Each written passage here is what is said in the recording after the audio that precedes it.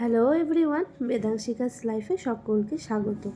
আশা করছি আপনারা সকলেই ভালো আছেন, আমরাও ভালো আছি। আজ ছিল দিনটি 11ই নভেম্বর 2024, বেদাংশিকার মুখে প্রসাদের দিন।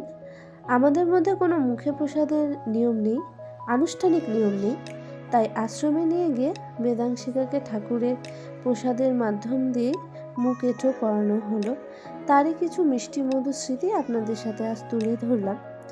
ও হ্যাঁ, এর সাথে আপনাদেরকে বলে রাখি, এটি আমাদের প্রথম বড় ভিডিও বটে। তাহলে সেই মিষ্টি মধুর স্মৃতিগুলি আপনারাও এনজয় করুন।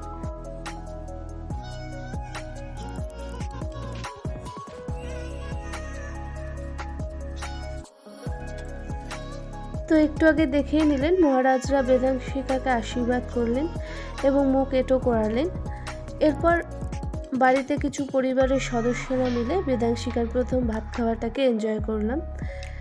আপনারাও এই সুন্দর মুহূর্তগুলির সাক্ষী হয়ে থাকুন, এটাই আমরা সকলেই চাই। ভালো লাগলে ভিডিওটি লাইক করবেন, কমেন্ট করবেন এবং শেয়ার করবেন প্রচুর প্রচুর প্রচুর পরিমাণে।